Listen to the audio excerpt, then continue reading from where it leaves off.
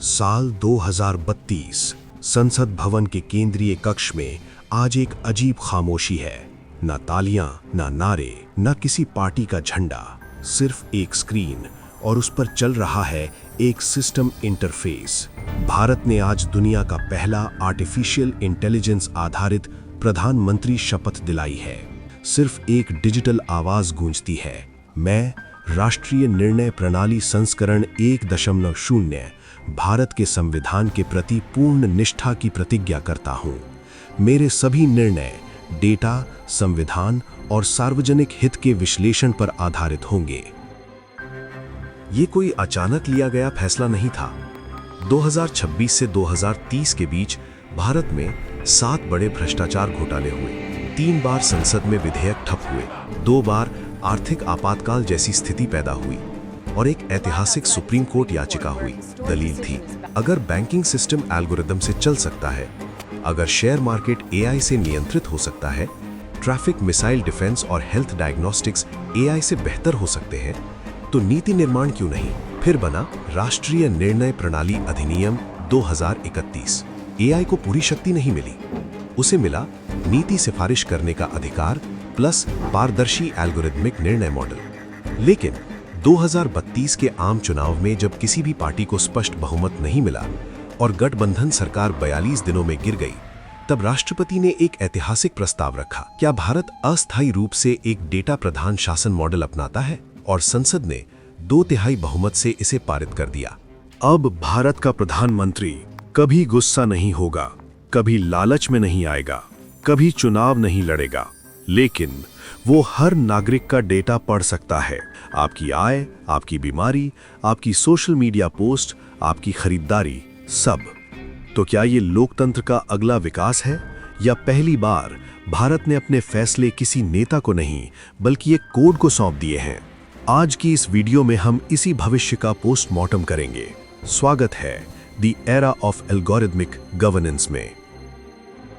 AI प्रधानमंत्री की शपथ कोई तकनीकी क्रांति नहीं थी, वो भरोसे की हार थी।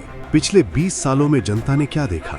घोटाले, जहां जांच सालों चली, सजा कभी नहीं आई। अधूरे वादे, घोषणाएं हर चुनाव में नहीं, लेकिन अस्पताल, स्कूल और रोजगार की फाइलें वही पुरानी। वोट बैंक आधारित फैसले, जहां बजट का वितरण डेटा से नहीं बल्कि जाति, क्षेत्र और चुनावी गणित से तय हुआ। धीरे धीरे समस्या भ्रष्टाचार नहीं रही, समस्या बन गया निर्णय प्रक्रिया पर अविश्वास। उसी दौरान एक और चीज चुपचाप बदल रही थी। सरकारें पहले से एआई का इस्तेमाल कर रही थी, टैक्स फ्रॉड पकड़ने में, ट्रैफिक फ्लो ऑप्टिमाइजेशन में, मौसम पूर्वानुमान में, महामारी के फैलाव का मॉडल बनाने में। कोविड जैसी महामारी के बाद प्रिडिक्टिव मॉडलिंग को गंभीरता से लिया गया। एआई पॉलिसी सिमुलेशन करने लगा। अगर पेट्रोल पर टैक्स घटे तो 5 साल बाद जीडीपी पर क्या असर होगा? अगर यूनिवर्सल बेसिक इनकम लागू हो तो इन्फ्लेशन कितनी बढ़ेगी? अब पहली बार फैसले अनुमान से नहीं, डेटा सिमुलेशन से टेस्ट होने लगे। फिर दुनिया भर में गवर्नेंस एआई मॉडल्स पर रिसर्च शुरू हो चुकी थी। ओपन एआई जैसे संस्थान एडवांस्ड डिसीजन सपोर्ट सिस्टम्स पर काम कर रहे थे, जो पॉलिसी आउटकम्स का प्रोबेबिलिस्टिक एनालिसिस कर सकते थे।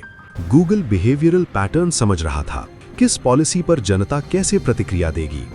और भारत में ISRO real time satellite data से डिजास्टर मैनेजमेंट और क्रॉप प्रिडिक्शन को एआई से जोड़ चुका था।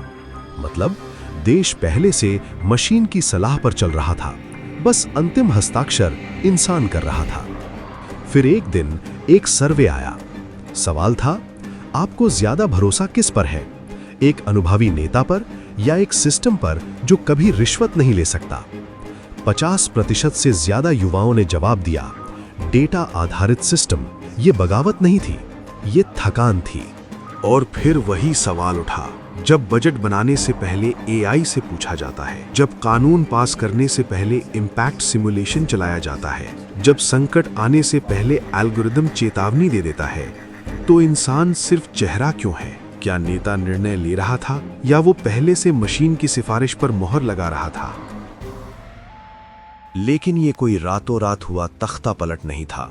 संसद के गलियारों में महीनों तक बहस चली, पक्ष और विपक्ष के बीच तीखी झड़पें हुईं, और फिर आया वो ऐतिहासिक संविधान संशोधन, जिसने भारत के लोकतंत्र की परिभाषा ही बदल दी। संविधान के पन्नों में एआई को एक मशीन नहीं बल्कि राष्ट्रीय निर्णय समर्थन प्रणाली यानी नेशनल डिसीजन सपोर्ट सिस्टम घोषित किया गया। प्रधानमंत्री का पद खत्म नहीं हुआ बल्कि उसका नाम बदल गया। अब वो कहलाया द एल्गोरिथमिक एग्जीक्यूटिव हेड। हाँ, मानव कैबिनेट अब भी मौजूद थी, राष्ट्रपति के हस्ताक्षर अब भी अंतिम थे, लेकिन नीति का असली ब्लूप्रिंट यानी मसौदा अब इंसान नहीं एआई तैयार करता था। सोचिए, एक ऐसा दिमाग जो एक ही सेकंड में लाखों डेटा पॉइंट्स को प्रोसेस कर रहा है। वो जानता है कि वैश्विक बाजार में कच्चा तेल कब गिरेगा, उसे पता है कि किस राज्य के किस अस्पताल में वेंटिलेटर की कमी होने वाली है, और वो ये भी देख सकता है कि आने वाले 10 सालों में जलवायु परिवर्तन का खेती पर क्या असर होगा। अब फैसले भावनाओं या चुनावी भाषणों से नहीं बल्कि रियल टाइम डैशबोर्ड से होने लगे, जहां गलतियों की गुंजाइश 0% थी। राजनीति अब परसेप्शन का खेल नहीं बल्कि परफॉर्मेंस का डेटा बन चुकी थी। मंत्रियों के पास अब सिर्फ एक काम बचा था, मशीन द्वारा बनाए गए उस परफेक्ट प्लान को जमीन पर उतारना। लेकिन क्या इंसान इस मशीनी परफेक्शन के साथ तालमेल बिठा पाएगा, या फिर यहीं से शुरू होगा असली टकराव? शुरुआती 12 महीने किसी चमत्कार से कम नहीं थे।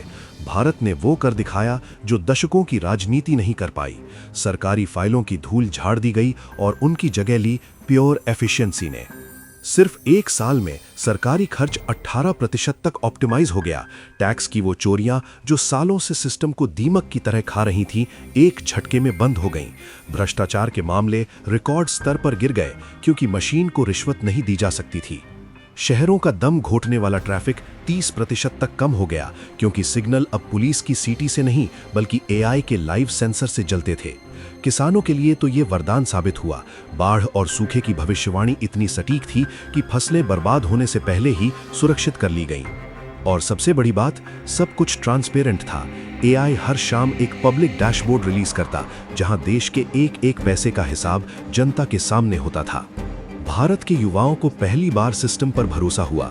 उन्होंने कहा, कम से कम ये मशीन झूठ तो नहीं बोलती। सरकारी नौकरियां अब सिफारिशों या फोन कॉल पर नहीं बल्कि शुद्ध मेरिट पर मिलने लगी। एग्जाम प्रोसेस पूरी तरह से एल्गोरिदम कंट्रोल्ड था, ना पेपर लीक ना धांधली। नतीजा, भारत का स्टॉक मार्केट रॉकेट बन गया। विदेशी निवेशक लाइन लगाकर खड़े थे क्योंकि उन्हें पता था कि यहाँ पॉलिसी रातों रात नहीं बदलेगी। देश में एक ही मंत्र गूंज रहा था, एफिशिएंसी। दुनिया देख रही थी, भारत बदल रहा था। ऐसा लगा जैसे हमें वो परफेक्ट लीडर मिल गया है जिसकी तलाश सदियों से थी।